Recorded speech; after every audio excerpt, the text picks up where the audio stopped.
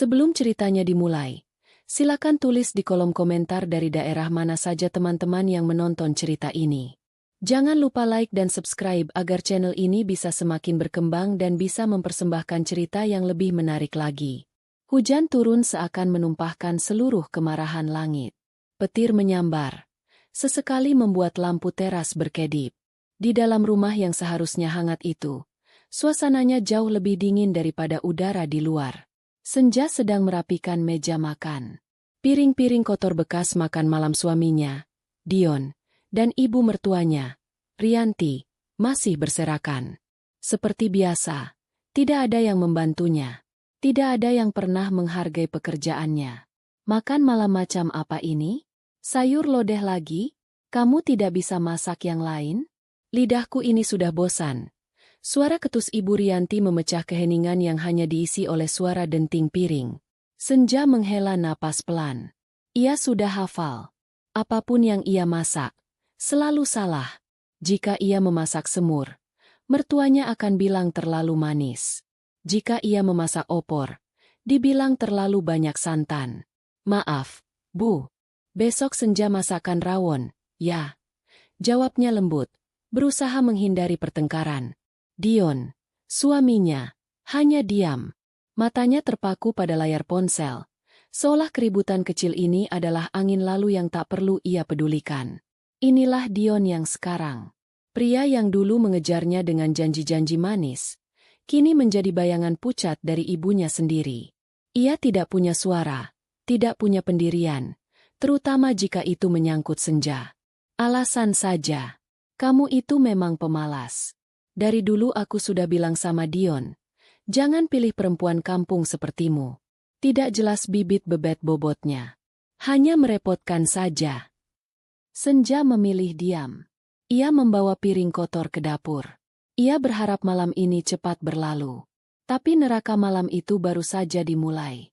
Ketika Senja sedang mencuci piring, Ibu Rianti tiba-tiba berteriak dari kamarnya. Suaranya melengking, penuh kepanikan yang dibuat-buat. Ya Tuhan, uangku, uang arisanku hilang. Dion akhirnya mengangkat wajah dari ponselnya. Ia bergegas ke kamar ibunya, diikuti oleh Senja yang tangannya masih berbusa sabun. Hilang bagaimana, Bu? Tanya Dion cemas. Ibu Rianti sudah duduk di tepi ranjang, menunjuk ke arah lemari kayu jati yang pintunya terbuka. Di sini. Ibu simpan di amplop coklat di tumpukan baju paling bawah. Uang arisan 5 juta rupiah. Sekarang tidak ada. Mata Ibu Rianti langsung menyorot tajam ke arah Senja. Sorot mata itu adalah sorot mata seorang hakim yang sudah menjatuhkan vonis bahkan sebelum persidangan dimulai. Pasti kamu. Siapa lagi yang berani masuk kamar ibu selain kamu? Kamu kan yang tadi pagi membersihkan kamar ibu? Tuduh Ibu Rianti. Telunjuknya mengarah lurus ke wajah Senja. Senja terkejut. Darahnya terasa surut. Bukan aku, Bu. Senja memang membersihkan kamar. Tapi Senja tidak pernah membuka lemari ibu. Senja hanya menyapu dan mengepel lantai. Bohong. Kamu pasti tahu ibu menyimpan uang di situ. Kamu sengaja mengambilnya kan? Kamu mau kirim ke keluargamu yang miskin di kampung itu, kan? Ibu. Jangan menuduh seperti itu. Senja mencoba membela diri.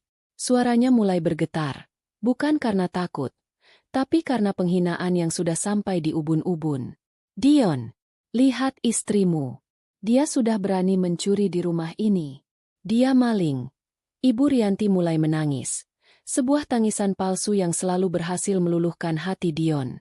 Dion menatap Senja dengan pandangan bingung yang berubah menjadi amarah. Ibunya adalah segalanya baginya. Perkataan ibunya adalah hukum. Senja, kamu ambil uang ibu? Ngaku saja. Kembalikan sekarang. Kata Dion dengan nada datar yang menakutkan. Mas, kamu lebih percaya ibumu daripada aku? Aku istrimu. Aku tidak mungkin mengambil sesuatu yang bukan hakku. Kita sudah hidup bersama 3 tahun. Mas, apa kamu tidak kenal aku? Senja memohon, mencari sisa-sisa kepercayaan di mata suaminya. Tapi yang ia temukan hanya kekosongan. Dion sudah diracuni oleh ibunya sendiri sejak hari pertama pernikahan mereka. Ibu Rianti tidak pernah menyukai Senja, yang dianggapnya hanya perempuan biasa tanpa kekayaan, yang tidak sepadan dengan Dion, anak tunggal kesayangannya. Jangan banyak alasan. Kamu pasti sudah menyembunyikannya. Atau kamu sudah transfer ke rekening bapakmu? Seru Ibu Rianti. Cukup, Bu. Aku tidak mengambilnya. Senja akhirnya meninggikan suaranya. Kesabarannya habis. Beraninya kamu membentak ibuku. Bentak Dion. Plak. Sebuah tamparan keras mendarat di pipi kiri Senja. Bukan dari Ibu Rianti, tapi dari Dion. Suaminya sendiri. Dunia Senja berhenti berputar sejenak. Rasa perih di pipinya tidak seberapa dibandingkan dengan rasa sakit di hatinya. Tamparan itu adalah segel. Akhir dari segalanya. Air mata yang mati-matian ia tahan. Kini tidak ada gunanya lagi. Tapi anehnya, ia tidak menangis. Rasa sakit itu berubah menjadi sesuatu yang lain. Sesuatu yang dingin dan tajam. Ibu Rianti tersenyum penuh kemenangan. Ini yang dia inginkan. Momen di mana anaknya akhirnya memilih dirinya sepenuhnya. Perempuan seperti ini tidak pantas ada di rumah ini. Dion. Dia pencuri dan tidak punya sopan santun. Usir dia. Usir dia sekarang juga. Raung Ibu Rianti. Dion, yang tangannya masih gemetar setelah menampar Senja, terlihat kalut. Tapi desakan ibunya lebih kuat dari nuraninya. Pergi kamu dari rumah ini, teriak Dion pada Senja. Suaranya pecah. Senja menatap Dion, lalu menatap Ibu Rianti. Ia mengusap pipinya yang panas. Tidak ada lagi permohonan di matanya. Ini rumah anakku. Semua atas nama anakku. Kamu tidak punya hak apa-apa di sini. Perempuan miskin tidak tahu diuntung. Tambah Ibu Rianti, meludah ke lantai dekat kaki Senja. Dion berlari ke kamar mereka. Mengambil koper kecil yang biasa Senja gunakan untuk pulang kampung, melemparkan beberapa helai baju Senja ke dalamnya secara asal, lalu menyeret koper itu dan melemparkannya ke teras yang basah oleh hujan. Pergi. Aku bilang pergi.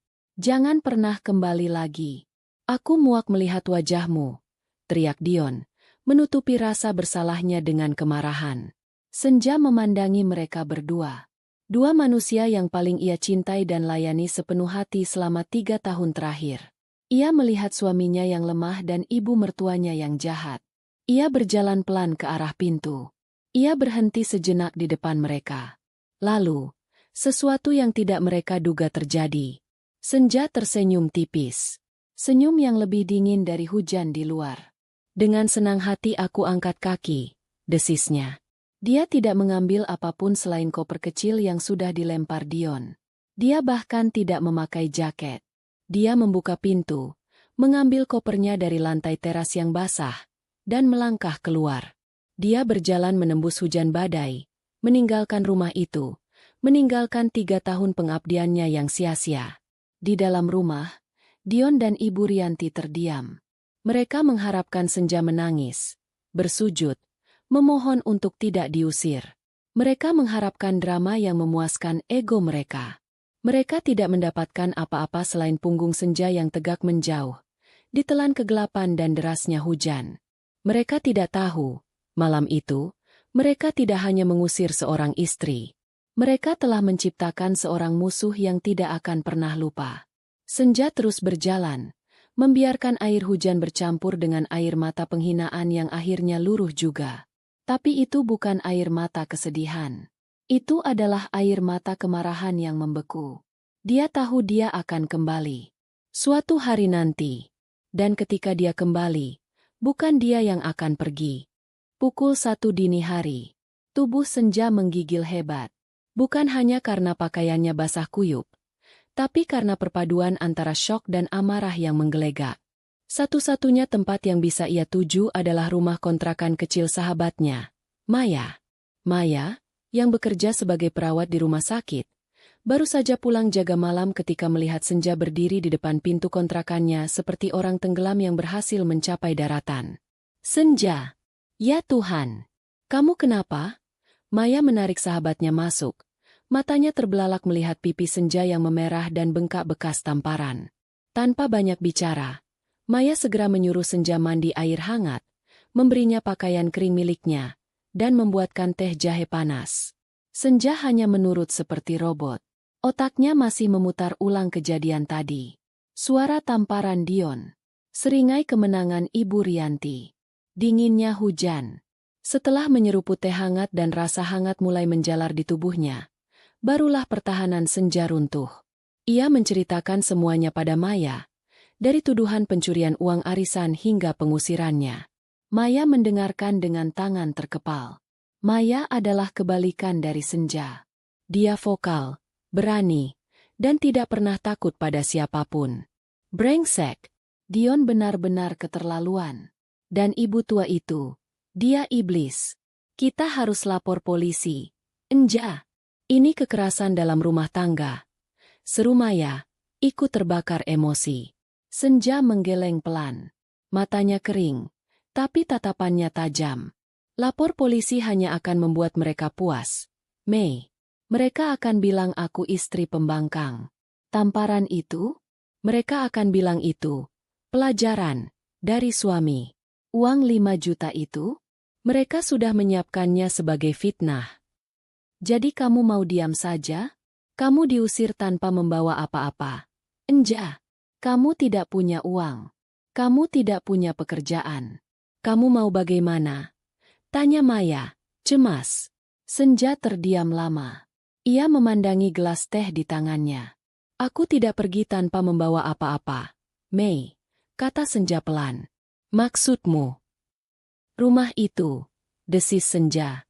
Rumah yang mereka tinggali dengan bangga. Rumah yang mereka sebut sebagai rumah anakku. Itu rumahku. Maya mengerutkan kening. Apa maksudmu, Enja? Bukankah itu rumah yang dibeli Dion? Disinilah Senja menceritakan rahasia terbesarnya. Rahasia yang ia simpan rapat-rapat sebagai bukti baktinya pada suami. Namun kini menjadi senjata yang akan ia gunakan. Setelah kita menikah, Senja memulai ceritanya. Ayahku meninggal. Beliau meninggalkan warisan yang tidak sedikit untukku, anak perempuan satu-satunya. Tidak lama setelah itu, Dion dan Ibu Rianti mengusulkan agar kami membeli rumah sendiri, daripada terus mengontrak. Senja bercerita bahwa ia sangat bahagia saat itu. Ia pikir itu adalah awal dari kehidupan mandiri mereka. Mereka menemukan sebuah rumah di kompleks perumahan yang bagus. Harganya mahal. Dion bilang tabungannya hanya cukup untuk 20% dari harga rumah. Lalu aku bilang, aku akan menutupi kekurangannya.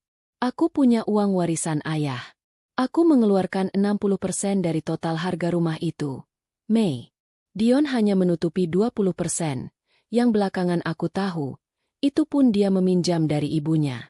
Sisa 20% kami cicil KPR bersama, yang tentu saja aku juga ikut membayarnya dengan menjual perhiasan mas kawinku.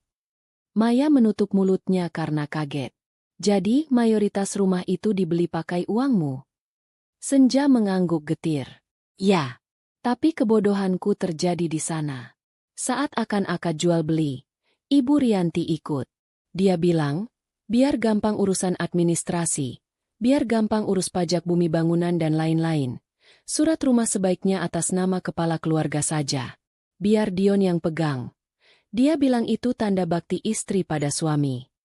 Dan Dion, lanjut Senja, suaranya bergetar menahan amarah. Dia mendukung ibunya. Dia membujukku. Ini kan untuk kita juga. Dek, masa kamu tidak percaya sama suami sendiri? Dan aku, seperti perempuan bodoh yang dibutakan cinta, setuju. Aku mentransfer uang warisan ayahku langsung ke rekening developer. Tapi di atas akta jual beli, hanya ada satu nama. Nama Dion. Maya mengumpat keras. Mereka menjebakmu. Enja. Dari awal mereka sudah merencanakannya. Mereka hanya mengincar hartamu. Aku sadar sekarang, kata Senja. Selama ini Ibu Rianti selalu menghinaku perempuan kampung miskin. Padahal dia dan anaknya hidup di rumah yang dibeli dengan uang warisanku. Mereka mengusirku dari istanaku sendiri. Senja berdiri. Dia berjalan ke arah koper kecilnya yang tergeletak di sudut ruangan. Dia membukanya. Di antara baju-baju yang dilempar Dion asal-asalan, terselip sebuah buku agenda kuliahnya yang lama. Buku itu selalu ia simpan. Ia membuka buku itu. Di halaman tengah, terlipat rapi dalam plastik, ada selembar kertas. Ini, kata Senja, menunjukkan kertas itu pada Maya. Bukti transfer. Bukti aku mengirimkan ratusan juta rupiah uang warisanku ke rekening developer rumah itu. Aku menyimpannya. Aku tidak tahu kenapa. Mungkin firasat. Maya menatap kertas itu, lalu menatap Senja. Sahabatnya yang dulu lembut dan penurut kini telah hilang. Yang ada di depannya adalah seorang wanita dengan mata yang menyala oleh luka dan dendam. Apa rencanamu? Tanya Maya pelan. Senja melipat kembali kertas itu dan menyimpannya. Ia berjalan ke arah jendela kontrakan Maya, memandang keluar ke arah langit yang mulai memucat. Tanda pagi akan segera tiba. Hujan sudah reda, menyisakan udara yang menusuk tulang. Polisi tidak akan berguna. Pengadilan akan lama dan menguras energi. Aku tidak akan melawan mereka dengan cara itu, kata Senja. Ia berbalik menatap Maya. Mereka mengambil rumahku atas nama hukum. Aku akan mengambilnya kembali juga atas nama hukum. Tapi bukan hukum pengadilan.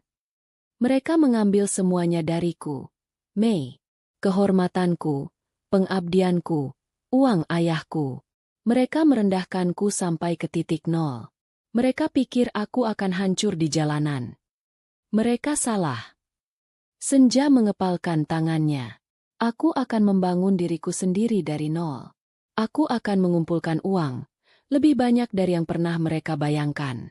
Aku akan bekerja sampai tanganku berdarah jika perlu. Dan suatu hari nanti, suara Senja menjadi pelan namun mematikan. Aku akan kembali ke rumah itu. Aku akan membeli rumah itu dari tangan mereka. Entah mereka suka atau tidak. Aku akan membuat mereka berada di posisi di mana mereka tidak punya pilihan selain menjualnya kepadaku.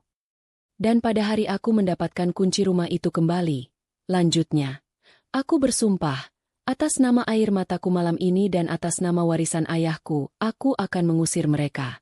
Aku akan mengusir Dion dan Ibu Rianti dari rumah itu. Aku akan membuat mereka merasakan bagaimana rasanya dihinakan dan dibuang seperti sampah. Persis seperti yang mereka lakukan padaku. Malam itu, di kamar kontrakan sempit itu, sumpah itu telah terucap. Sumpah yang tak terucap di depan suaminya tadi, kini telah menemukan bentuknya yang paling nyata. Senja tahu jalannya akan panjang. Tapi dia tidak peduli. Balas dendam adalah hidangan yang paling nikmat disajikan dalam keadaan dingin. Dan Senja bersedia menunggu sedingin apapun itu. Dia akan memulainya besok. Pagi pertama setelah malam pengusiran adalah pagi yang paling nyata. Sumpah yang diucapkan dalam kemarahan pada dini hari terasa berat ketika matahari terbit. Senja terbangun di lantai kamar kontrakan Maya. Punggungnya sakit, pipinya masih berdenyut samar, dan perutnya kosong. Tapi yang paling ia rasakan adalah kekosongan di rekening banknya. Dia tidak punya apa-apa selain pakaian di koper dan bukti transfer yang tersembunyi itu. Kamu mau sarapan apa? Aku beli bubur di depan. Tanya Maya, yang sudah rapi dengan seragam perawatnya. Aku tidak lapar. Bohong Senja. Maya menatapnya tajam. Dengar. Enja. Kamu boleh marah. Kamu boleh dendam. Tapi kamu tidak boleh kelaparan. Balas dendam butuh tenaga. Kamu harus makan. Maya benar. Senja memaksakan diri untuk sarapan bubur ayam yang dibelikan sahabatnya. Saat itulah dia mengambil keputusan. Aku pinjam uangmu, Mei, kata Senja tiba-tiba. Maya yang sedang memakai sepatu kaget.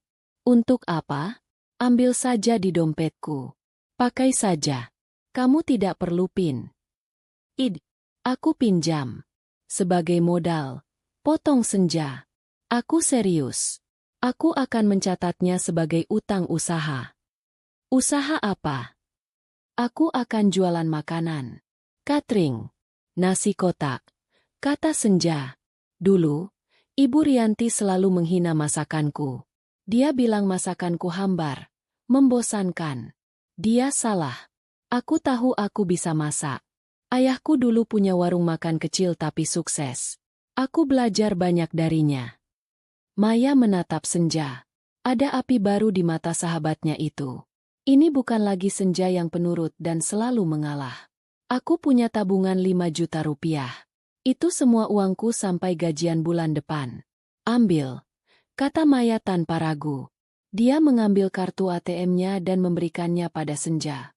3 juta cukup, kata Senja tegas. Aku akan pakai untuk membeli bahan baku pertama dan kemasan kotak. Sisanya kamu pegang untuk biaya darurat. Hari itu juga, Senja tidak membuang waktu. Pukul 2 dini hari keesokan harinya. Saat Maya masih tertidur pulas, Senja sudah bangun. Dia mengambil 3 juta rupiah yang baru saja ditarik Maya, membawa tas belanja besar, dan pergi sendirian ke pasar induk. Ini adalah dunia yang sudah lama tidak ia sentuh. Dunia tawar-menawar di bawah lampu neon pasar yang ramai. Bau ikan segar, bau rempah yang menyengat. Dia membeli beras kualitas terbaik yang bisa ia dapatkan. Ayam segar, sayuran, dan bumbu-bumbu. Dia menghitung setiap rupiah. Tidak boleh ada yang terbuang. Dia pulang ke kontrakan Maya saat subuh. Dan dapur sempit itu langsung berubah menjadi medan perang. Dia memutuskan menu pertamanya. Nasi ayam bakar bumbu rujak, lengkap dengan urap sayur dan sambal terasi matang. Menu yang butuh banyak kerja, tapi dia tahu rasanya akan berkesan. Dia memasak seperti orang kesurupan. Tangannya yang sudah lama tidak memegang pisau dapur untuk skala besar, kini bergerak lincah. Dia mengulek bumbu sendiri, tidak mau membeli bumbu jadi yang rasanya standar. Dia ingin setiap gigitan terasa otentik. Pukul 10 pagi, 30 kotak nasi pertama siap. Dikemas rapi dalam kotak coklat bersih. Lalu, bagaimana kamu menjual ini? Tanya Maya, yang bangun dan terkejut melihat tumpukan kotak di ruang tamunya yang sempit. Kamu, kata Senja, bawa ke rumah sakit. Jangan dijual. Bagikan gratis. Bilang saja ini tester dari usaha catering baru. Berikan ke teman-teman perawatmu, ke dokter jaga. Taruh nomorku di situ. Maya paham. Itu strategi yang cerdas. Dan benar saja. Malam itu, ponsel Senja yang sudah lama sepi, mulai berbunyi. Pesan-pesan masuk. Pujian atas ayam bakarnya yang empuk, bumbunya yang meresap, dan sambalnya yang luar biasa. Lalu, pesanan pertama datang. Pesanan untuk rapat dokter besok. 50 kotak. Malam itu Senja tidak tidur.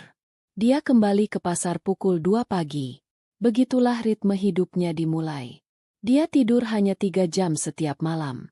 Pukul 2 pagi ke pasar. Pukul 5 pagi mulai memasak. Pukul 10 pagi mengemas. Pukul 11 dia mengantar pesanan sendiri, menggunakan jasa ojek online yang ia bayar tunai. Setelah itu dia kembali ke kontrakan, membersihkan dapur, lalu pergi ke pasar lagi untuk belanja kebutuhan besok. Sore hari dia mencatat keuangan. Malam hari dia menyiapkan bumbu. Lalu tidur pukul 11 malam. Jika dia beruntung, tubuhnya rontok. Tangannya melepuh karena panas dan pisau. Punggungnya terasa seperti akan patah. Tapi setiap kali rasa lelah itu datang, setiap kali matanya ingin terpejam saat dia sedang mengaduk santan, bayangan wajah Ibu Rianti yang tersenyum menang dan tamparan Dion muncul di benaknya. Rasa lelah itu hilang seketika, digantikan oleh bara api. Dia tidak hanya menjual makanan. Dia membangun sebuah citra. Atas saran Maya, dia membuat akun media sosial sederhana untuk usahanya. Dia menamainya Dapur Senja. Fotonya sederhana, diambil dengan ponsel Maya, tapi bersih dan mengundang selera. Dia tidak pernah menulis tentang masalah pribadinya. Dia terlalu cerdas untuk itu. Tapi dia menulis filosofi di balik masakannya. Dapur Senja. Masakan rumahan yang dibuat dengan kesabaran. Untuk setiap perjuangan yang butuh tenaga, selalu ada nasi hangat yang menanti. Kata-katanya menyentuh. Pelanggan mulai berdatangan. Dari mulut ke mulut. Dari ibu-ibu arisan yang bosan dengan catering biasa, ke karyawan kantor yang rindu masakan ibu.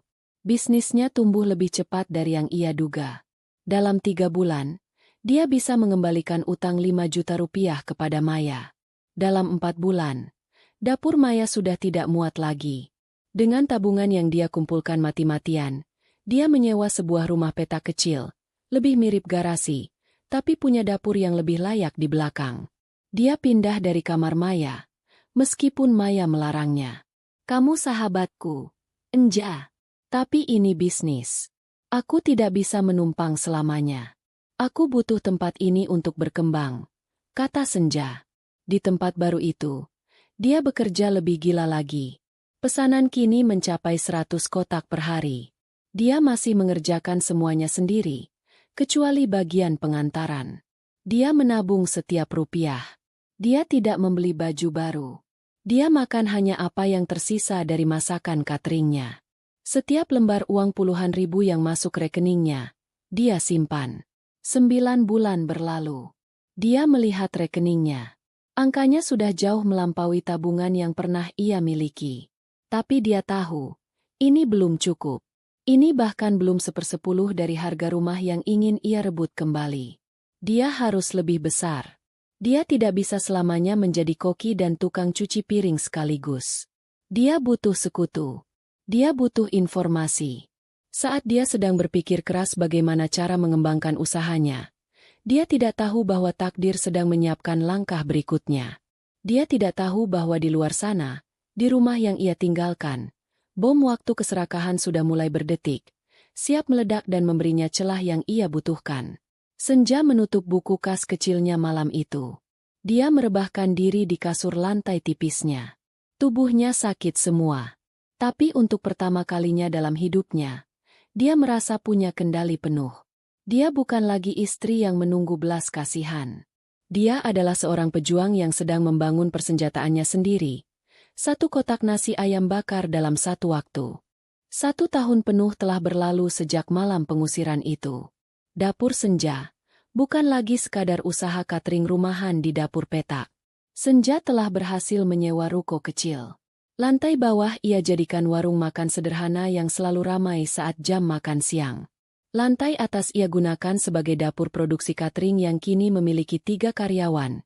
Ibu-ibu dari lingkungan sekitar yang ia percaya. Senja bukan lagi perempuan kurus yang menggigil kedinginan. Dia telah berubah. Dia tetap Senja yang lembut dalam berbicara, tapi matanya memancarkan ketegasan seorang pemilik usaha.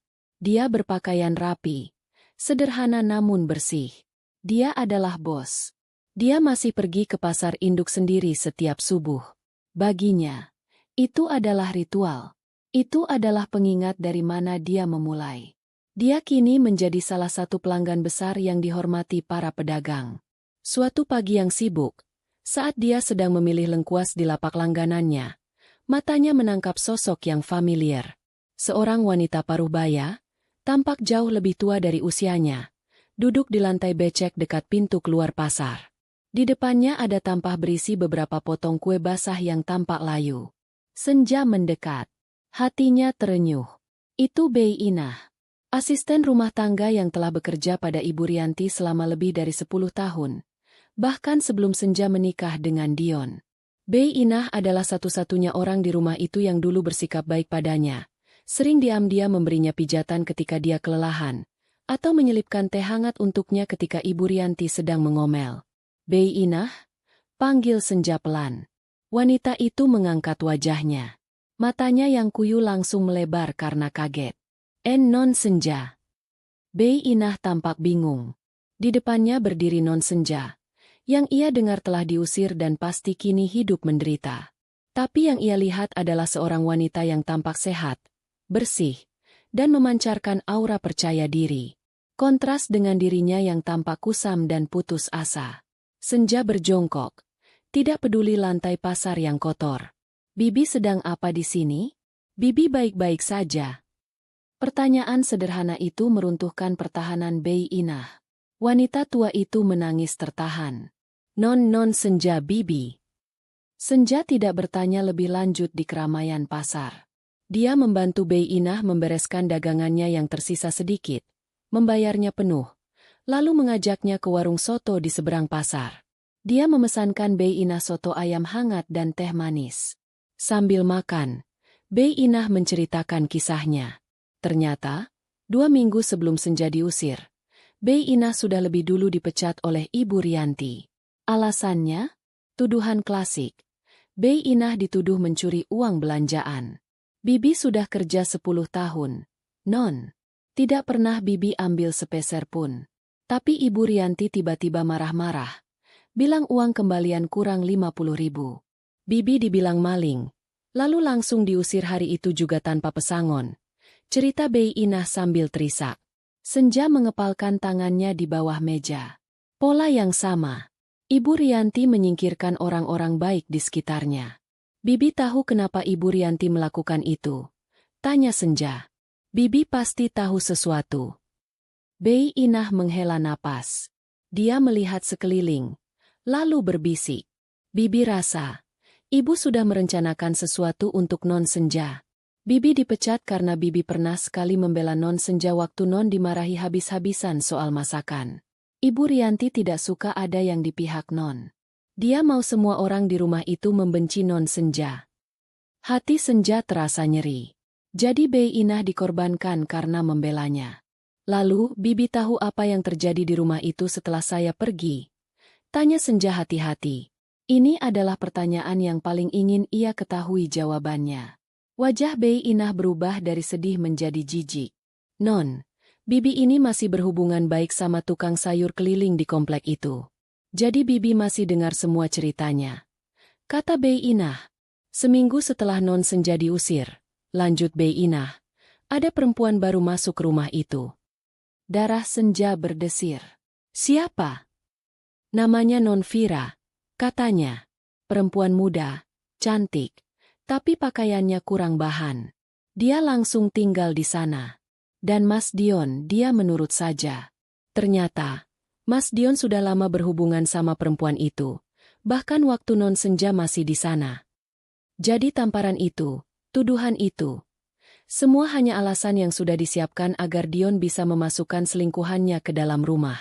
Penghinaan itu terasa berlipat ganda. Lalu, apa mereka hidup bahagia sekarang? Tanya Senja, suaranya dingin. Bei Inah tertawa kecil. Tawa yang sinis. Bahagia dari mana? Non. Neraka baru dimulai buat mereka. Bei Inah bercerita.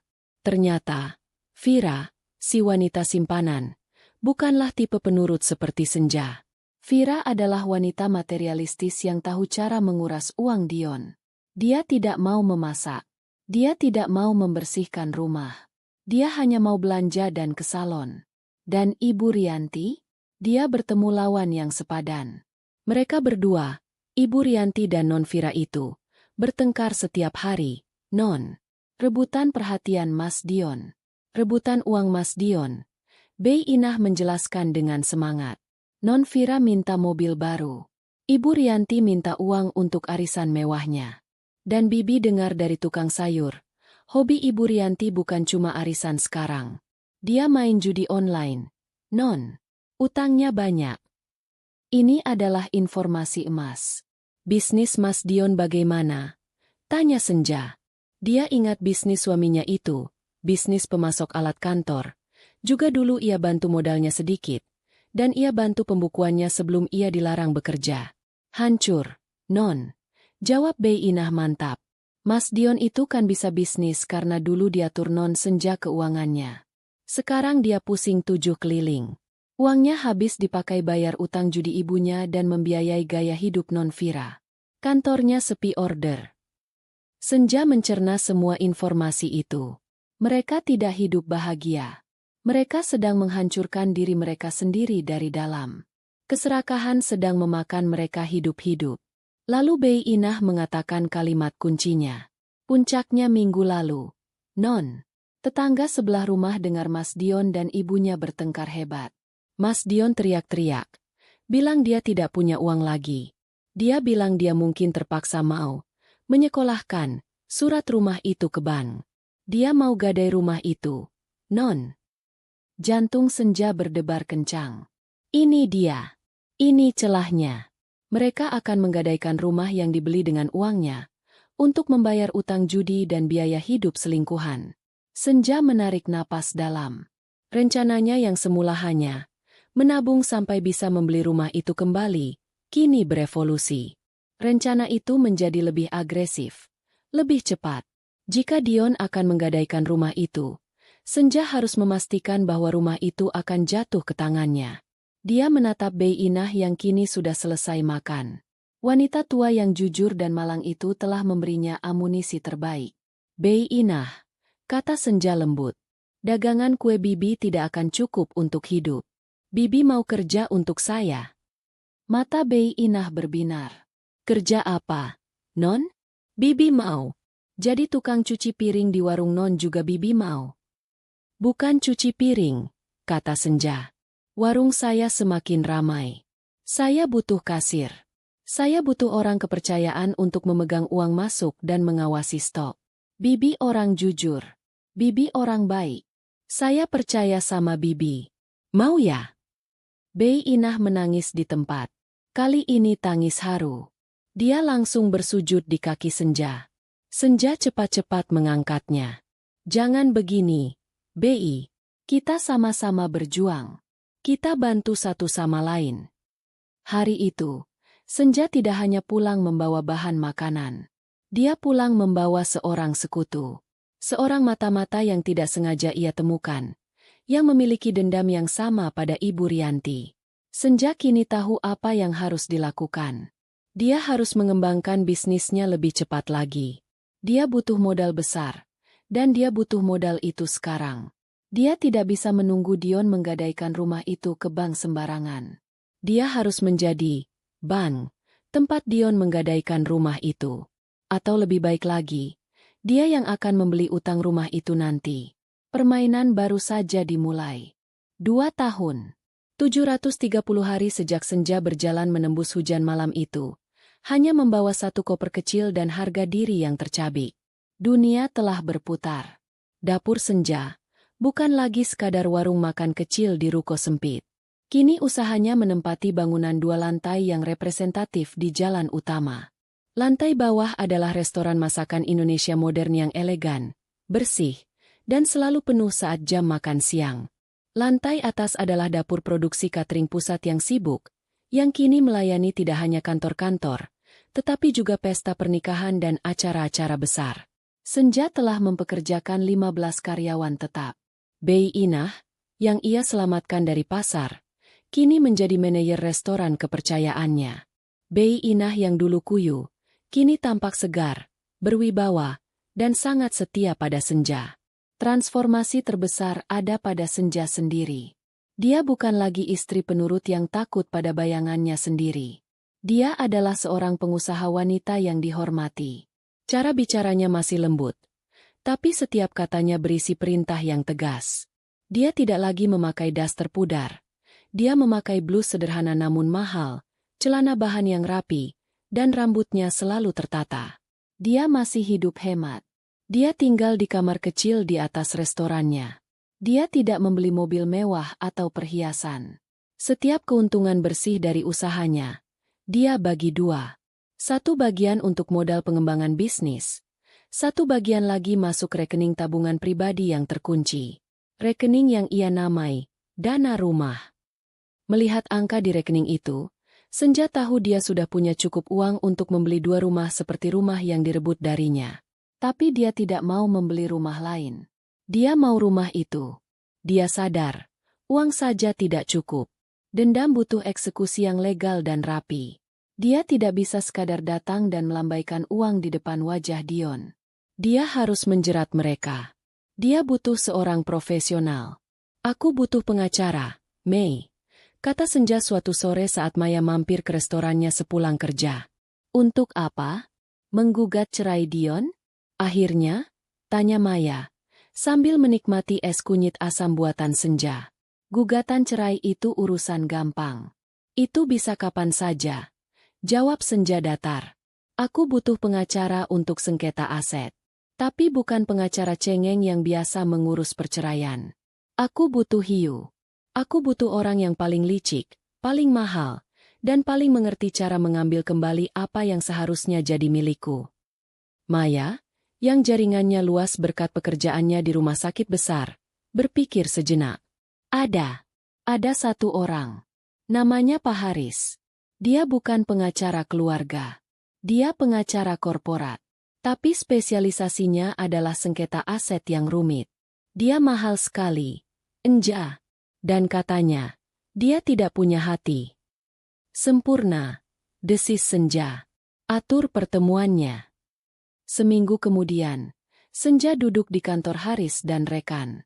Ruangannya dingin, minimalis, dan menghadap pemandangan kota dari lantai 30. Pak Haris adalah pria parubaya yang tenang, berkacamata, dan mendengarkan Senja tanpa ekspresi. Senja menceritakan semuanya. Dari A sampai Z pernikahan, warisan ayahnya, pembelian rumah, pengusiran, tuduhan palsu. Dia tidak menangis. Dia menyampaikannya seperti seorang klien yang memaparkan data bisnis. Puncak presentasinya adalah ketika dia meletakkan bukti transfer asli pengiriman uang warisannya ke developer, yang telah ia laminating dengan rapi. Pak Haris menatap bukti transfer itu lama. Lalu dia menatap Senja. Untuk pertama kalinya, pengacara itu tampak sedikit terkesan. Ini kuat, kata Pak Haris. Dalam gugatan harta gono gini, ini bisa membuktikan bahwa kontribusi Anda pada aset itu jauh lebih besar dari suami Anda. Pengadilan mungkin akan membagi rumah itu, atau memerintahkan dia membayar Anda sejumlah uang. Saya tidak mau uang, potong Senja. Dan saya tidak mau setengah rumah. Saya mau seluruh rumah itu. Saya mau mereka keluar dari sana. Saya mau sertifikat itu atas nama saya. Pak Haris tersenyum tipis. Senyum seekor hiu yang mencium bau darah. Kalau begitu, katanya, kita tidak akan menyerangnya sebagai seorang istri yang terzalimi. Itu lama dan berantakan. Kita akan menyerangnya sebagai kreditur. Kita akan serang dia dari sisi bisnis dan utang. Tapi saya tidak pernah memberinya utang, kata Senja. Justru itu. Kita akan ciptakan situasinya, kata Pak Haris. Rencana balas dendam Senja yang tadinya hanya didasari emosi dan kerja keras, kini memasuki babak baru yang lebih strategis dan kejam. Pertama, kata Pak Haris, informasi dari mantan art Anda itu bagus, tapi itu gosip. Saya butuh data valid. Kita harus tahu seberapa dalam lubang yang mereka gali. Pak Haris merekomendasikan Senja menyewa seorang penyelidik swasta. Senja langsung setuju. Uang di rekening, dana rumah, itu mulai bekerja. Penyelidik itu bekerja selama 2 minggu. Laporannya, yang diserahkan dalam amplop coklat tebal, lebih buruk, atau lebih baik, dari sudut pandang Senja, daripada yang ia bayangkan. Laporan itu berisi foto-foto. Foto pertama, Dion dan Vira, si selingkuhan, di lobi hotel mewah. Vira tampak memegang perutnya yang mulai membuncit. Dia hamil. Ini bagus, gumam Senja. Tekanan finansial Dion akan semakin besar. Foto kedua, Ibu Rianti, terekam dari jauh, sedang berada di sebuah ruko gelap, duduk di meja judi kartu ilegal. Laporan itu merinci bahwa Ibu Rianti terlilit utang besar pada beberapa rentenir dan preman pasar. Foto ketiga, kantor bisnis Dion yang pintunya disegel. Sebuah kertas tertempel. Sita jaminan dari pemasok yang tidak dibayar. Bisnis Dion resmi bangkrut. Laporan terakhir, Dion terlihat keluar masuk beberapa bank kecil dan koperasi simpan pinjam. Wajahnya putus asa. Laporannya ditolak di mana-mana. Riwayat kreditnya hancur. Senja menutup laporan itu. Dia memiliki semua informasi yang dia butuhkan. Dion terdesak. Ibu Rianti adalah bom waktu utang. Vira adalah akselerator pengeluaran. Mereka adalah badai sempurna kehancuran finansial. Dia kembali ke kantor Pak Haris. Mereka putus asa, kata Senja. Ban menolak mereka. Cepat atau lambat, mereka akan mencari rentenir untuk menutupi utang judi Ibu Rianti atau mereka akan diusir preman dari rumah itu. Pak Haris mengangguk. Dan saat itulah kita masuk. Bagaimana caranya? Dion akan butuh uang cepat, dan dia hanya punya satu jaminan, rumah itu. Kita akan menjadi rentenirnya. Jelas Pak Haris. Tapi tidak atas nama Anda. Itu terlalu kentara. Pak Haris menjelaskan rencananya. Dia memiliki beberapa perusahaan cangkang, perusahaan investasi swasta yang legal, yang biasa digunakan kliennya untuk akuisisi aset secara diam-diam. Kita akan gunakan satu perusahaan ini. Kita akan menyebarkan berita di lingkaran judi yang sama tempat Ibu Rianti berutang. Kita akan memberitahu preman-preman itu bahwa ada pemain baru yang mau memberikan pinjaman cepat, asal jaminannya jelas. Para preman itu, kata Pak Haris, akan dengan senang hati mengarahkan Ibu Rianti ke solusi ini. Karena jika Ibu Rianti dapat pinjaman baru, dia bisa membayar utangnya pada mereka. Kita akan beri mereka pinjaman, kata Pak Haris, dengan bunga yang sangat tinggi, tenor yang sangat singkat, dan satu klausul mutlak. Sekali gagal bayar, aset jaminan langsung pindah ke pemilikan. Secara sah. Senja terdiam. Ini adalah jebakan yang sempurna. Ini legal. Dan ini mematikan. Mereka akan menggunakan keserakahan dan keputusasaan mereka sendiri sebagai senjata untuk bunuh diri. Lakukan, kata Senja tanpa ragu. Dia berdiri. Saat dia berjalan keluar dari kantor berpendingin itu, dia merasa sebuah beban terangkat. Ini bukan lagi soal emosi. Ini adalah transaksi bisnis. Dia akan membeli kembali rumahnya, dengan cara mengambilnya dari tangan orang-orang yang terlalu bodoh untuk mempertahankannya. Umpan telah disebar. Kini, dia hanya perlu menunggu tikus-tikus lapar itu keluar dari sarangnya. Di dalam rumah yang dulu pernah Senja rawat dengan penuh cinta, suasananya kini seperti neraka.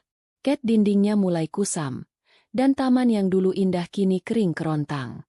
Vira, yang perutnya semakin membesar, tidak pernah menyentuh alat pembersih. Ibu Rianti terlalu sibuk memikirkan masalahnya sendiri. Suatu siang yang terik, kepanikan meledak. Kamu harus bayar. Aku tidak mau tahu. Ini kebutuhan bayi kita. Masa kamu mau anakmu lahir tapi perlengkapannya tidak ada? Vira melempar sebuah brosur kereta bayi mahal ke wajah Dion. Dion, yang kini tampak jauh lebih tua, kurus, dan kuyu, hanya memijat pelipisnya. Bisnisnya sudah tutup. Dia tidak punya penghasilan sepeser pun. Tabungannya sudah ludes dikuras Vira dan ibunya. Sabar, Vir. Nanti aku cari pinjaman. Pinjaman terus. Dari kemarin kamu bilang pinjaman. Ban mana yang mau kasih pinjam pengangguran kayak kamu? Bentak Vira.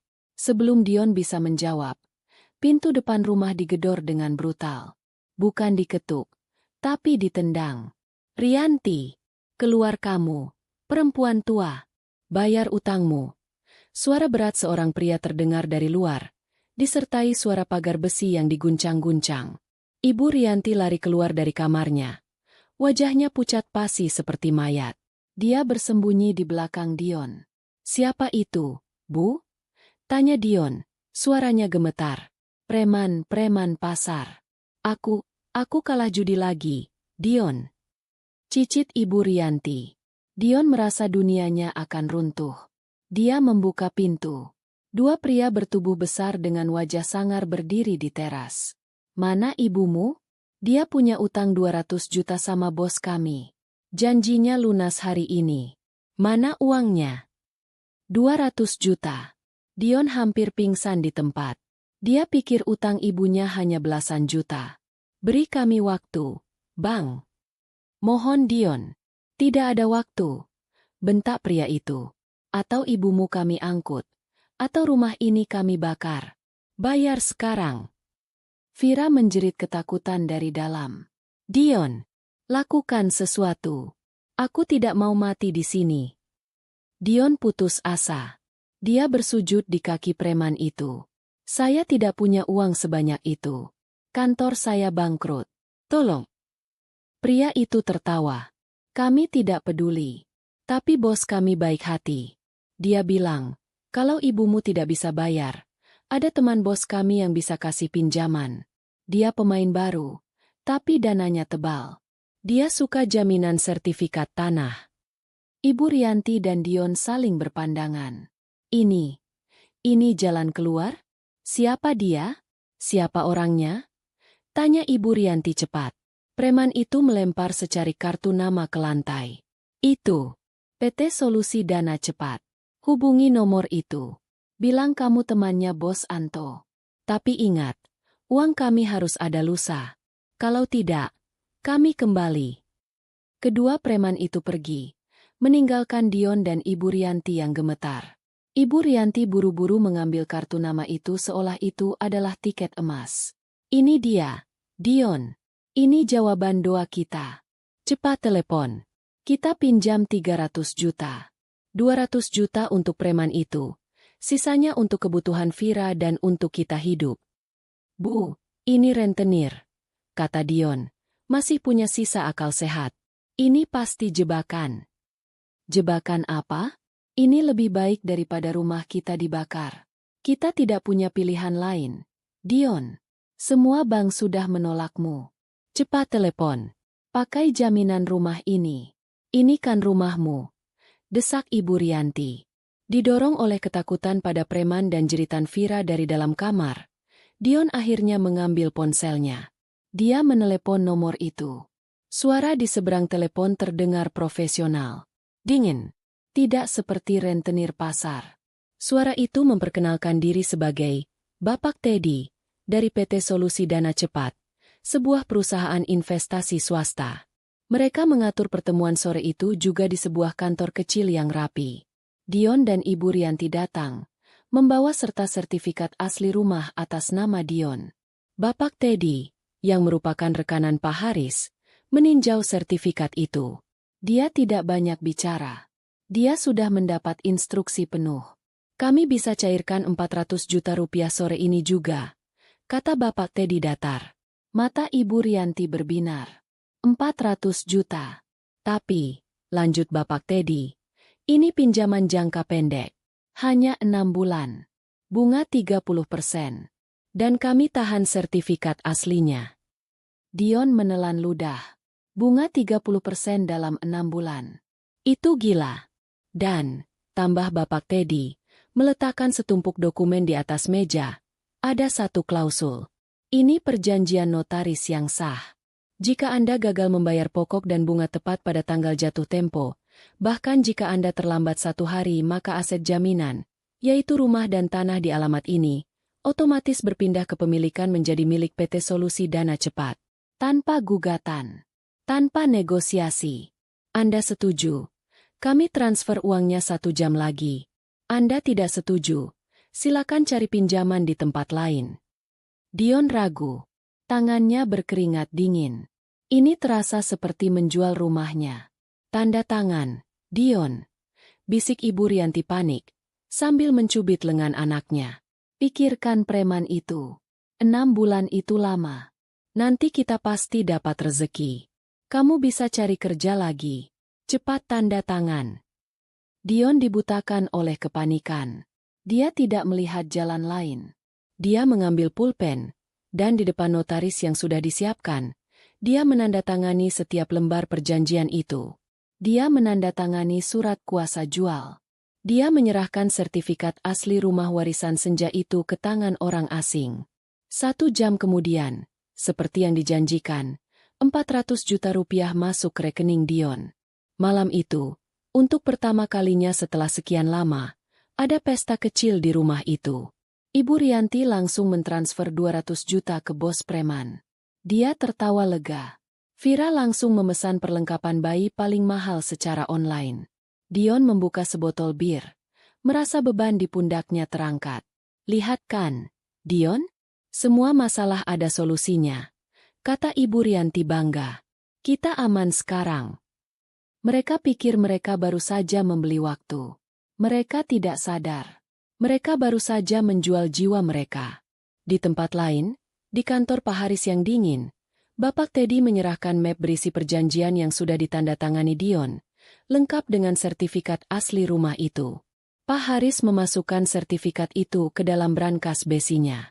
Dia lalu menelepon satu nomor. Senja, katanya. Selamat malam. Ikannya sudah masuk perangkap. Sertifikatnya ada di tangan saya. Di dapur restorannya yang sudah tutup, Senja sedang mengelap meja stainless steel hingga mengkilap.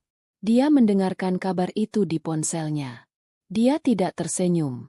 Dia tidak bersorak. Dia hanya menutup matanya sejenak. Bagus, katanya pelan. Sekarang, kita tunggu 6 bulan. Dia tahu Dion. Dia tahu ibunya. Mereka tidak akan pernah bisa mengumpulkan uang sebanyak itu dalam 6 bulan. Mereka baru saja memulai hitungan mundur menuju kehancuran total mereka. Dan Senja akan dengan sabar menunggu di garis finish. 6 bulan. Waktu yang menurut Ibu Rianti sangat lama, ternyata berlalu secepat kilat. Uang 400 juta rupiah itu menguap seperti air di musim kemarau. Seperti yang sudah diprediksi Senja, uang itu tidak pernah digunakan untuk modal kerja atau sesuatu yang produktif. 200 juta rupiah langsung lunas dibayarkan ke bos preman. Ibu Rianti merasa lega. Begitu leganya, sehingga dia merasa Dewi Fortuna sedang berpihak padanya. Dia lupa pada janjinya untuk berhenti berjudi. Dia berpikir, jika dia bisa memenangkan kembali sedikit saja, dia bisa membantu Dion membayar bunga pinjaman rumah itu. Dia mengambil 50 juta lagi dari Dion, berbohong bahwa itu untuk investasi arisan berlian. Dalam 2 minggu, uang itu ludes di meja judi kartu ilegal yang sama. Di sisi lain, Vira melahirkan. Dia menuntut operasi sesar di rumah sakit swasta paling mahal di kota, dengan alasan tidak mau merasakan sakit. Biaya rumah sakit dan perawatan pasca melahirkan memakan hampir 70 juta rupiah. Dion, yang ingin membuktikan bahwa dia masih mampu, menyetujuinya. Bayi itu laki-laki. Dion menangis haru, merasa dia telah mendapatkan pewaris. Tapi bayi itu juga butuh biaya. Vira menolak memberikan ASI. Dia memilih susu formula impor yang harganya selangit. Dia membeli kereta dorong, box bayi, dan pakaian bayi bermerek. Semuanya menggunakan sisa uang pinjaman itu. Dalam 4 bulan, uang itu habis. Benar-benar habis. Sementara itu, Dion berusaha mencari pekerjaan. Tapi reputasinya di dunia bisnis sudah hancur. Kabar bahwa perusahaannya bangkrut karena salah urus dan utang judi ibunya menyebar cepat. Tidak ada yang mau mempekerjakan pria yang dicap tidak bisa diandalkan, lemah di bawah kendali ibunya, dan bangkrut. Dia mencoba melamar pekerjaan kantoran biasa, tapi egonya terlalu tinggi. Dia merasa terhina. Bulan kelima, Dion mulai panik. Dia tidak punya penghasilan sama sekali. Untuk makan sehari-hari saja, mereka mulai menjual perabot kecil di dalam rumah. "Bu, bagaimana ini? Bulan depan kita harus bayar utang itu," bentak Dion pada ibunya. "Tenang saja, Dion. Nanti kita pinjam lagi ke PT itu. Kita bilang saja minta perpanjangan. Atau kita cari rentenir lain untuk tutup utang ini. Gali lubang tutup lubang itu biasa dalam bisnis," kata Ibu Rianti enteng, seolah utang ratusan juta itu hanya masalah sepele. Dia tidak mengerti. Dion sendiri tidak membaca detail perjanjian itu.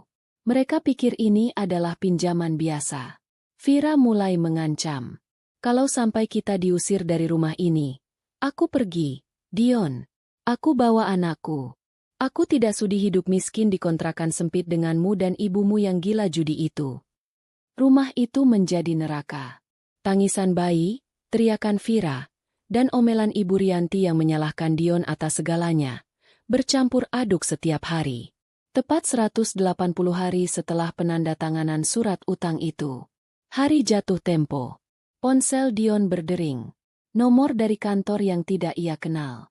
Tapi dia tahu siapa itu. Itu, PT Solusi Dana Cepat.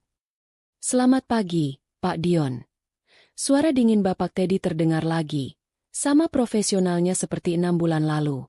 "Kami hanya ingin mengingatkan, sesuai perjanjian kita nomor sekian, hari ini adalah tanggal jatuh tempo pembayaran penuh. Pokok pinjaman 400 juta rupiah, ditambah akumulasi bunga 120 juta rupiah.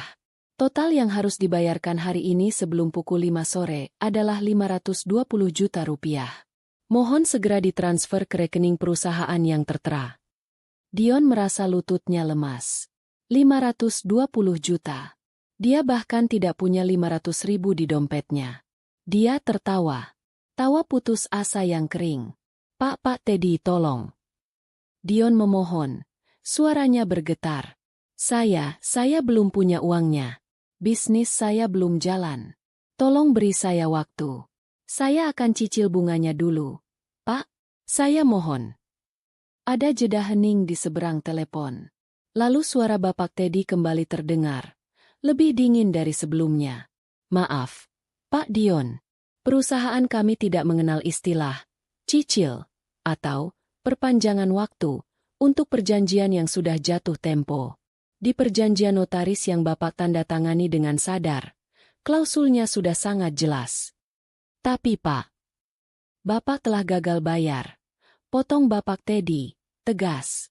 Sesuai surat kuasa jual mutlak yang telah Bapak tanda tangani di depan notaris, maka mulai detik ini, perusahaan kami menjalankan hak penuh kami. Kami akan mengambil alih aset jaminan. Tunggu, maksud Bapak? Aset jaminan atas nama Bapak, yaitu sebidang tanah dan bangunan di alamat tersebut, akan kami sita. Kami akan segera mendaftarkannya ke Balai Lelang Negara untuk dijual guna menutupi utang Bapak. Terima kasih atas kerjasamanya. Klik. Telepon ditutup. Dion terduduk di lantai. Dunianya runtuh. Ini bukan gertakan. Ini bukan preman yang bisa diajak negosiasi. Ini adalah mesin korporat yang legal dan tidak punya belas kasihan. Ibu Rianti, yang mendengar percakapan itu, mulai menjerit. Tapi jeritannya bukan jeritan penyesalan. Dia menjerit sambil memukuli Dion. Anak tidak berguna. Ini semua salahmu. Kenapa kamu tidak cari uang? Kenapa kamu diam saja? Kamu membiarkan rumah kita diambil orang. Bodoh kamu, Dion. Bodoh. Vira keluar dari kamar sambil menggendong bayinya. Dia tidak berteriak. Dia menatap Dion dengan pandangan jijik.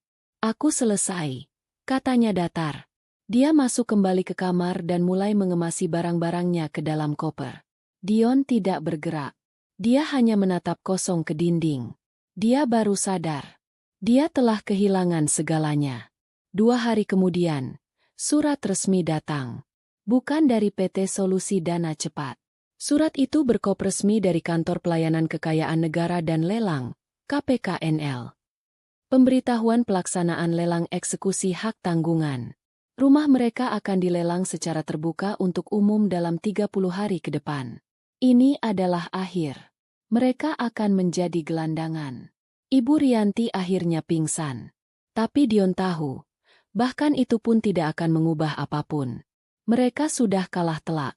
30 hari berikutnya adalah siksaan terpanjang dalam hidup Dion dan Ibu Rianti. Kepanikan berubah menjadi teror nyata. Surat pengumuman lelang itu tidak hanya dikirim ke rumah mereka, tapi juga ditempel di papan pengumuman kelurahan dan di surat kabar lokal, sesuai prosedur hukum. Para tetangga mulai berbisik. Tukang sayur yang dulu dihasut oleh Bei Inah, kini menyebarkan berita itu sebagai fakta yang terkonfirmasi. Ternyata benar, rumah Bu Rianti dilelang. Itu pasti karena utang judi. Reputasi mereka hancur berkeping-keping. Dion dan Ibu Rianti menjadi paria di lingkungan mereka sendiri.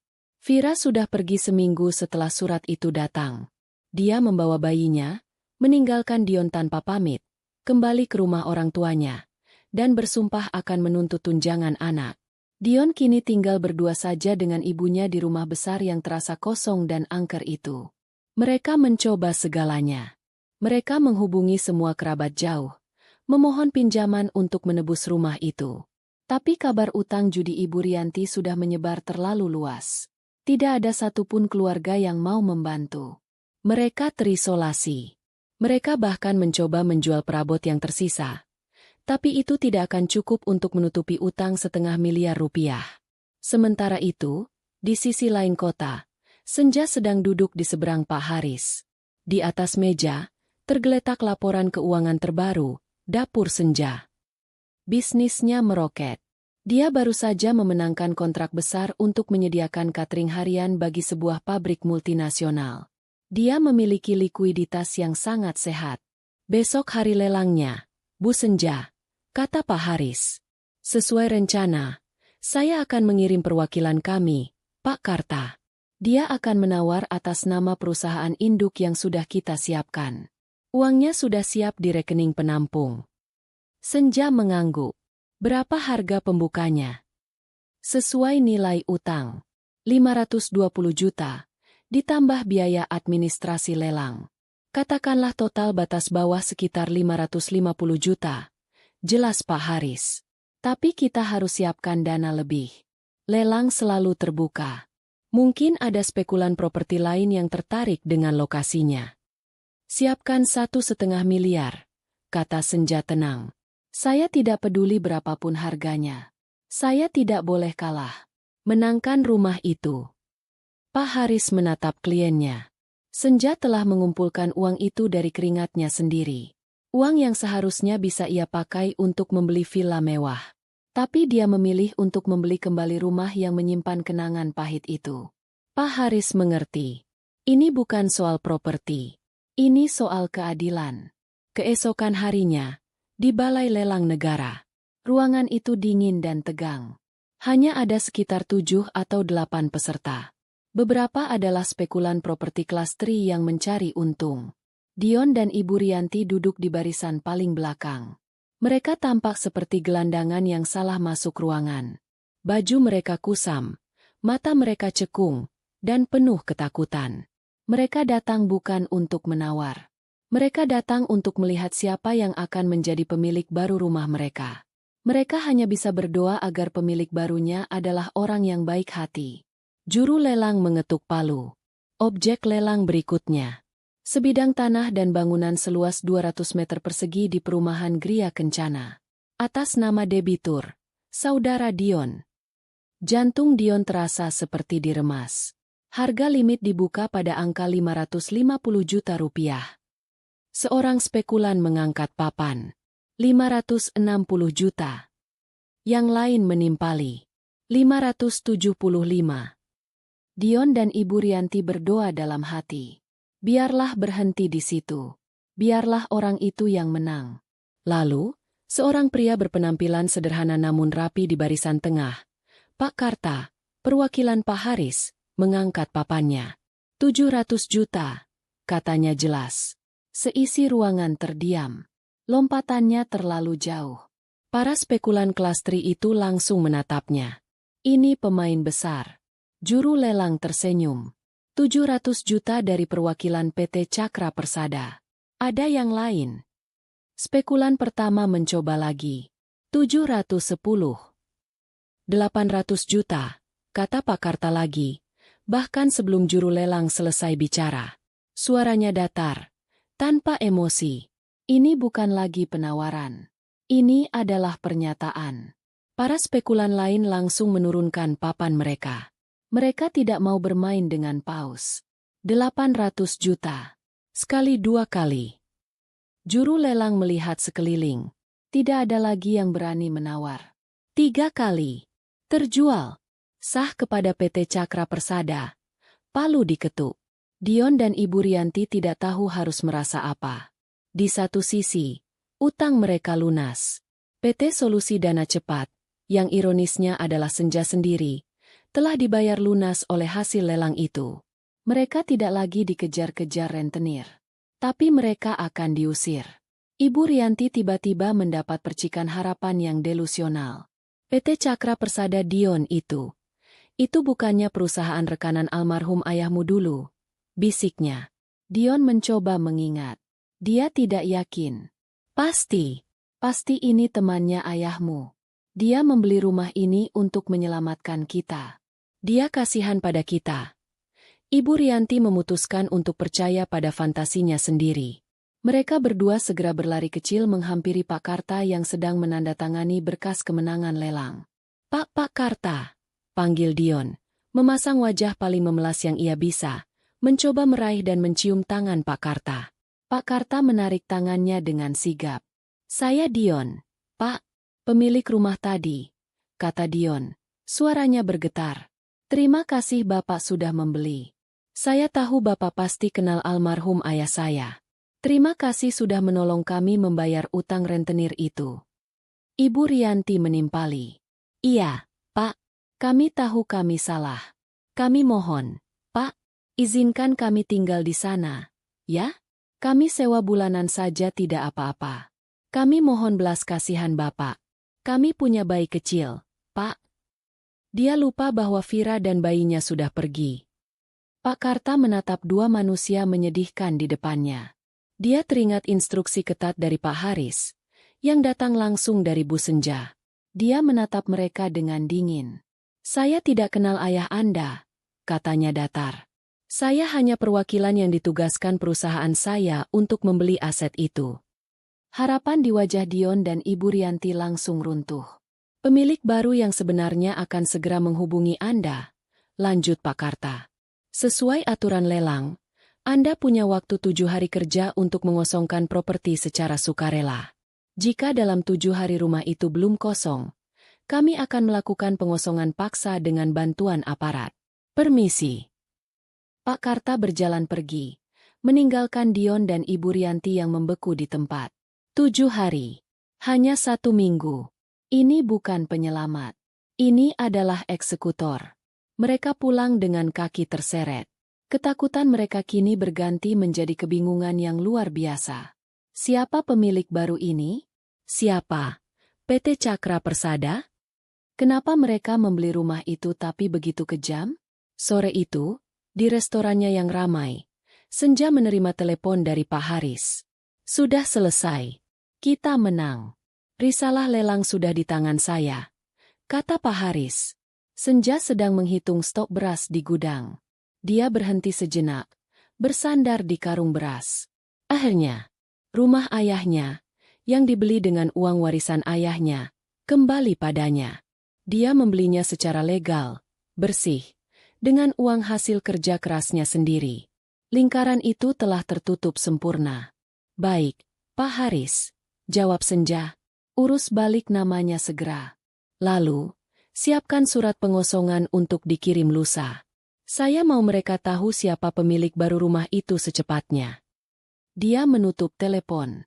Dia tidak merasa menang. Dia hanya merasa selesai. Pekerjaan berat ini hampir usai. Kini, tinggal bagian terakhir. Bagian yang paling ia tunggu-tunggu. 7 hari. Dion dan Ibu Rianti menjalani 7 hari itu seperti mayat hidup. Mereka tidak bisa tidur. Setiap suara motor yang berhenti di depan rumah membuat mereka melompat ketakutan. Mereka masih diselimuti lapisan penyangkalan yang tebal. "Ini pasti akal-akalan si Senja," kata Ibu Rianti, mondar-mandir di ruang tamu yang kotor. "Dia pasti bekerja sama dengan rentenir itu untuk menakut-nakuti kita. Dia tidak mungkin punya uang sebanyak itu. Dari mana perempuan kampung itu dapat uang?" Dion tidak siyakin ibunya. Dia ingat tatapan Beina saat bertemu di pasar, sebuah cerita yang baru Dion dengar setelah Vira pergi. Dia ingat gosip tetangga bahwa warung makan Senja sekarang sangat sukses. Tapi otaknya menolak untuk menyambungkan titik-titik itu. Egonya sebagai laki-laki tidak terima bahwa wanita yang dia buang kini telah membeli kehormatannya. Mereka menerima surat peringatan pengosongan resmi 2 hari setelah lelang. Surat itu berkop firma hukum, Haris Orekan, bertindak atas nama klien mereka, PT Cakra Persada. Surat itu memerintahkan mereka mengosongkan rumah dalam 5 hari ke depan, atau eksekusi paksa akan dilakukan. Dion, putus asa, mencoba menelepon kantor Pak Haris. Dia ingin memohon, tapi dia tidak pernah bisa melewati sekretaris. "Bapak Haris hanya berbicara dengan klien," jawab suara profesional itu berulang kali. Mereka terkunci. Hari ke-7. Hari eksekusi. Pagi itu, Dion dan Ibu Rianti tidak mengepak barang. Kemana mereka harus pergi? Mereka tidak punya uang sepeser pun. Kerabat telah menutup pintu. Satu-satunya strategi mereka adalah bertahan. Mereka akan mengunci pagar dan pintu, dan ketika pemilik baru datang, mereka akan bersujud, menangis, dan memohon belas kasihan. Pukul 10 pagi. Sebuah iring-iringan mobil berhenti tepat di depan gerbang rumah mereka. Ini bukan mobil aparat. Ini adalah konvoi yang tenang dan mahal. Dion dan Ibu Rianti mengintip dari balik tirai jendela ruang tamu yang sudah berdebu. Sebuah sedan hitam mewah mengkilap berhenti di depan. Di belakangnya, sebuah mobil lain yang berisi beberapa pria berpakaian rapi, dan sebuah truk box kecil yang membawa 4 orang berseragam keamanan swasta, security, serta seorang pria yang membawa tas berisi peralatan tukang kunci. Siapa itu? Dion? Bisik Ibu Rianti, gemetar. Itu pasti bos besarnya. Cepat, siapkan wajah memelasmu. Pintu belakang sedan mewah itu terbuka. Yang pertama menyentuh aspal adalah sepasang sepatu hak tinggi berwarna krem, bersih, dan mahal. Lalu, sesosok wanita melangkah keluar. Dia mengenakan kacamata hitam besar yang menutupi separuh wajahnya. Rambutnya disanggul modern rapi. Dia memakai blazer batik sutra berwarna gelap yang dipadukan dengan celana bahan yang pas di badan. Dia tampak tinggi, tenang, dan memancarkan aura kekuasaan. Ibu Rianti menyipitkan mata. Ada sesuatu yang familiar. Wanita itu berjalan pelan menuju gerbang, diikuti oleh pria lain yang membawa map, yang Dion kenali samar-samar sebagai Pak Haris, meski dia belum pernah bertemu langsung. Wanita itu berhenti tepat di depan gerbang yang terkunci. Dia mengangkat tangannya dan melepas kacamata hitamnya perlahan. Di dalam rumah, Ibu Rianti menjerit tertahan. Dia mencengkeram lengan Dion begitu keras hingga kuku-kukunya menancap. Tidak Dion itu tidak mungkin. Dion sendiri membeku. Matanya terbelalak. Lututnya lemas. Di depan gerbang rumahnya, menatap lurus ke arah jendela tempat mereka bersembunyi, berdiri Senja. Ini adalah Senja, tapi sekaligus bukan Senja yang dia kenal. Tidak ada lagi tatapan takut. Tidak ada lagi bahu yang membungkuk. Yang berdiri di sana adalah seorang ratu yang datang untuk mengambil kembali istananya. Pak Haris melangkah maju. Dia mengetuk gerbang itu dengan keras. Selamat pagi. Kami di sini mewakili pemilik sah properti ini. Berdasarkan risalah lelang resmi dari KPKNL. Kami meminta penghuni di dalam, Saudara Dion dan Saudari Rianti, untuk segera mengosongkan rumah ini secara sukarela. Mendengar suara formal itu, Dion tersadar dari kelumpuhannya. Ini nyata. Mimpi buruk ini nyata. Dia berlari tergopoh-gopoh membuka pintu depan. Dia membuka gerbang yang terkunci. Senja? Suaranya keluar seperti desisan. Enja? Ini kamu? Apa maksud semua ini? Enja? Ini lelucon, kan? Senja menatap pria yang pernah menjadi suaminya. Pria yang dulu gagah, kini kuyu, tidak terurus, dengan mata yang liar penuh ketakutan. Selamat pagi, Mas Dion. Sapa Senja. Suaranya tenang, datar, dan asing. Dia melirik ke belakang Dion. Ke sosok Ibu Rianti yang gemetar hebat sambil memegangi kusen pintu. Selamat pagi, Ibu. Pikiran Dion akhirnya menyatukan semuanya. Rentner, lelang, PT Cakra Persada, pengacara. Itu semua dia. Kamu. Desis Dion, tidak percaya. Kamu yang melakukannya? Kamu rentenirnya? Kamu menjebak kami, Enja. Menjebak? Senja tertawa kecil. Tawa yang tidak ada hangatnya sama sekali. Apakah aku yang menyuruhmu berselingkuh saat aku masih istrimu? Apakah aku yang memintamu membawa Vira ke rumah ini seminggu setelah aku pergi? Apakah aku yang memegang tangan ibumu dan memaksanya berjudi sampai utangnya ratusan juta?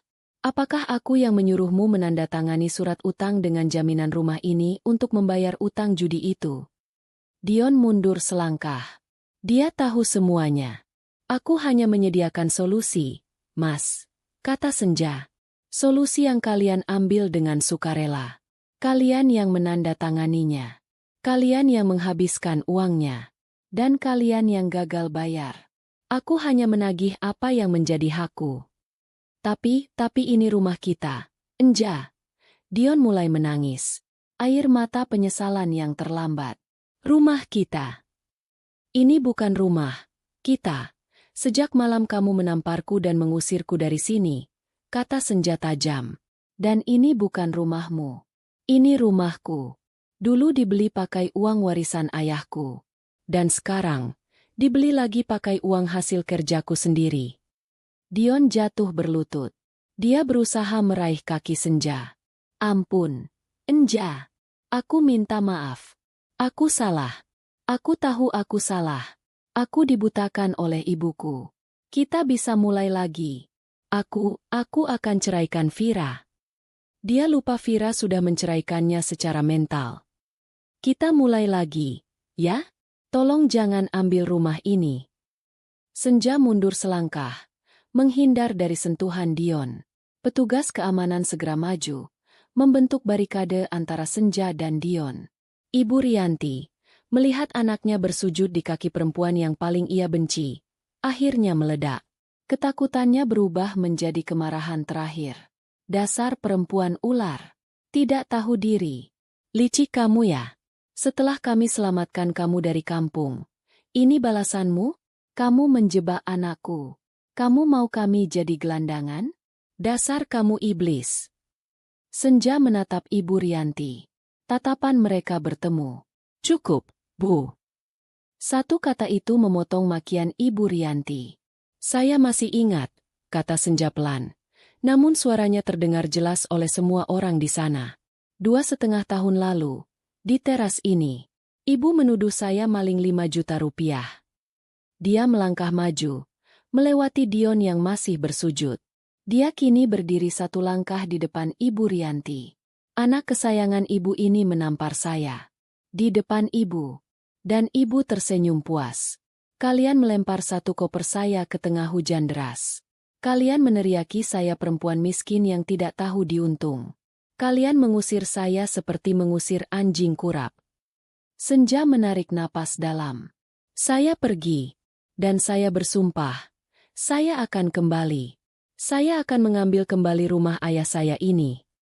Dia menatap lurus ke mata Ibu Rianti yang kini dipenuhi teror murni. Hari ini saya kembali. Bukan sebagai menantu yang bisa ibu injak-injak. Saya kembali sebagai pemilik sah rumah ini. Dulu kalian mengusirku. Sekarang, giliranku. Senja tersenyum tipis. Senyum yang sama persis seperti saat ia diusir dulu. Senyum dingin yang penuh kemenangan. Dengan senang hati, aku minta kalian angkat kaki. Itu adalah kalimat terakhir. Penutup dari segalanya. Beban di dada Ibu Rianti terlalu berat. Matanya memutih. Dan tubuhnya ambruk ke lantai teras. Dia pingsan. Dion menjerit. Ibu! Ibu! Senja hanya menoleh ke Pak Haris dan menunjuk ke arah tukang kunci. Silakan. Buka pintunya. Jeritan panik Dion memecah ketegangan pagi itu. Dia mengguncang-guncang tubuh ibunya yang terkulai lemas di lantai teras yang kotor. Ibu! Bangun! Bu! Senja! Tolong! Enja! Panggil ambulans. Ibuku, ibuku sekarat. Kamu mau membunuh ibuku? Teriak Dion. Matanya liar menatap Senja, mencari sisa belas kasihan. Senja menatap sosok Ibu Rianti. Dia tahu wanita itu tidak sekarat. Dia hanya kalah. Ini adalah senjata terakhir orang yang tak berdaya. Drama. Di belakang Senja, Maya, yang bersikeras ikut dan menunggu di mobil, keluar dan berdiri di sampingnya. Senja memberi isyarat kepada salah satu petugas keamanannya. Dia tidak sekarat. Dia hanya syok karena kehilangan kuasanya. Kata Senja datar. Pesankan taksi online. Antar mereka ke rumah sakit terdekat. Rumah sakit umum saja. Biar dia diperiksa. Petugas itu mengangguk dan mulai memesan dari ponselnya. Melihat Senja yang begitu dingin dan tidak terpengaruh, Dion sadar bahwa babak memohon belas kasihan sudah selesai. Dia beralih ke strategi terakhir. Penyesalan total. Dia merangkak. Benar-benar merangkak di lantai berdebu. Dan memeluk kaki Senja. Dia menangis sejadi-jadinya. Air mata. Ingus. Bercampur jadi satu. Pemandangan yang menyedihkan. Ampun. Enja. Aku mohon ampun. Aku suami terjahat di dunia. Aku tahu. Aku dibutakan oleh ibu dan oleh Vira. Aku menyesal. Enja. Seumur hidupku aku akan menebusnya. Dia mendongak. Wajahnya hancur. Kita bisa mulai lagi. Kan, Enja? Ini rumah kita. Aku akan ceraikan Vira secara resmi. Aku akan usir ibuku. Aku bersumpah. Aku akan jadi suamimu lagi. Aku akan kerja untukmu. Aku akan jadi pembantumu kalau perlu. Tapi jangan usir aku. Enja. Aku tidak punya siapa-siapa lagi. Ini adalah titik terendah Dion. Pria yang dulu menamparnya dengan angkuh, kini menjilat debu di sepatunya. Senja menatap puncak kepala Dion. Dia merasakan gelombang mual. Bukan kasihan. Jijik. Dengan satu gerakan tegas, Senja menarik kakinya hingga pelukan Dion terlepas. Mas Dion, katanya. Nadanya mematikan. Berdiri. Jangan buat dirimu lebih hina dari ini. Dion terdiam. Tangannya masih mengambang di udara. Mulai lagi. Denganmu? Senja bertanya. Tidak ada lagi, kita. Kita, sudah mati malam itu, saat tanganmu mendarat di pipiku. Yang ada hanya, saya. Dan ini, Senja menunjuk rumah di belakang mereka. Adalah, rumah saya. Dia tidak lagi memandang Dion. Dia berbalik ke Pak Haris dan timnya, yang sudah berhasil membuka paksa kunci gerbang dan pintu utama. Pak Haris, tolong petugas mulai bekerja. Saya mau rumah ini kosong dari barang-barang mereka dalam 1 jam. Sebuah taksi online tiba di depan rumah. Ibu Rianti, yang secara ajaib langsung, siuman, begitu mendengar kata, petugas, dan melihat 2 orang berseragam keamanan mendekatinya, mulai menangis meraung-raung. Jangan usir kami. Ini rumah kami. Dion, lakukan sesuatu. Dion. Tapi Dion sudah kosong. Dia hanya diam seperti patung yang rusak. Petugas keamanan itu, dengan sikap tegas namun tidak kasar, membantu Ibu Rianti berdiri. Mari, Bu. Kami antar ke taksi. Petugas yang lain menepuk bahu Dion. Pak, silakan ambil barang-barang pribadi Bapak. Pemilik baru memberi Bapak waktu 10 menit. 1 tas saja. 1 tas. Persis seperti yang dulu dilemparkan Dion ke teras untuk Senja. Takdir adalah pelawak yang kejam. Dion berjalan masuk ke rumah itu seperti zombie. Dia masuk ke kamar, mengambil beberapa helai pakaian, memasukkannya ke dalam tas ransel lama yang sudah buluk. Dia tidak punya apa-apa lagi. Sementara itu, para tetangga sudah berkumpul di depan rumah. Mereka menonton tontonan terbesar tahun ini. Bei Inah, yang sengaja mengambil cuti, berdiri di samping mobil Senja. Dia menangis tanpa suara. Bukan tangis sedih. Itu tangis kelegaan. Keadilan akhirnya datang untuknya. Dan untuk Senja. Para tetangga melihat semuanya. Mereka melihat Ibu Rianti yang angkuh diseret masuk ke taksi sambil meracau. Mereka melihat Dion yang dulu gagah, keluar dari rumahnya sendiri sambil menenteng ransel buluk, dikawal oleh satpam. Dion masuk ke taksi yang sama. Dia duduk di sebelah ibunya. Untuk terakhir kali, dia menoleh ke belakang. Dia melihat Senja. Berdiri tegak di teras rumah itu. Di tempat di mana dia dulu diusir. Kini Senja berdiri di sana sebagai pemenang. Mata mereka bertemu. Dion tidak menemukan lagi cinta, luka, atau benci di mata Senja. Dia tidak menemukan apa-apa. Hanya kekosongan. Seolah dia sedang menatap orang asing. Taksi itu berjalan pelan, lalu menghilang di tikungan. Hening. Pak Haris, Maya, dan Bei Inah mendekati Senja. Sudah selesai, Enja, bisik Maya, merangkul bahu sahabatnya. Senja menarik napas dalam-dalam. Bau pengap dan aura negatif dari dalam rumah menerpa wajahnya.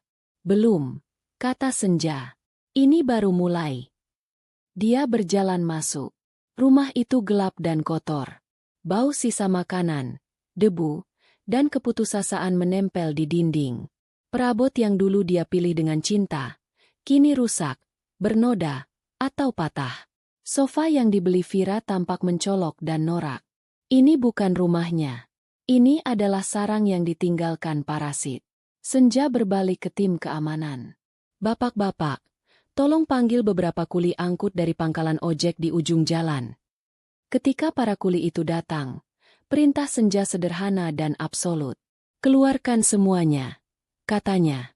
Semua perabot, kursi, meja, lemari, tempat tidur, kulkas, kompor, semua barang yang ada di dalam rumah ini. Saya tidak mau ada satupun yang tersisa. Taruh di depan pagar. Biarkan pemulung mengambilnya. Pak Haris mengangkat alis. Ini pembersihan total. Selama 3 jam berikutnya, Senja menyaksikan rumah itu dikosongkan. Setiap barang yang mengingatkannya pada Dion, setiap jejak yang ditinggalkan Ibu Rianti, setiap sofa yang diduduki Vira, semuanya dilempar keluar. Dia sedang membersihkan rumah itu dari penyakit. Saat matahari mulai condong ke barat, rumah itu akhirnya benar-benar kosong. Hampa. Hanya sebuah bangunan hampa dengan lantai berdebu. Senja melangkah masuk. Dia berdiri di tengah ruang tamu yang luas dan kosong. Cahaya matahari sore menembus jendela yang kotor, menerangi partikel debu yang beterbangan. Untuk pertama kalinya, dia merasa rumah itu bisa bernapas lagi. Dia tidak pindah ke sana hari itu. Rumah itu ditutup total selama sebulan. Dia memanggil tim renovasi profesional. Seluruh cat dikerok. Semua ubin diganti. Taman yang mati dicangkul ulang. Ketika renovasi selesai, rumah itu kembali seperti baru. Putih bersih, terang, dan segar. Sertifikatnya telah beralih nama. Kini hanya mencantumkan satu nama, Senja. Dia tidak menjual restorannya. Bisnisnya terus berkembang, bahkan membuka cabang kedua. Dia tidak tinggal di rumah itu setiap hari. Dia masih lebih suka apartemen sederhananya di atas restoran utamanya. Rumah itu kini menjadi monumennya, tempat perlindungannya. Dia mengisinya bukan dengan kenangan buruk, tapi dengan perabot baru yang dia pilih sendiri. Dia menanam mawar baru di taman. Dia telah mengambil kembali segalanya. Bukan hanya aset. Dia mengambil kembali warisan ayahnya, harga dirinya, dan hidupnya. Senja telah membuktikan bahwa perempuan yang ditampar, dituduh, dan dibuang ke dalam hujan, bisa bangkit kembali. Tidak untuk membalas dendam dengan cara kotor, tapi untuk mengambil kembali apa yang menjadi haknya melalui perhitungan yang cerdas, kerja keras yang brutal, dan keadilan yang mutlak. Dia akhirnya damai.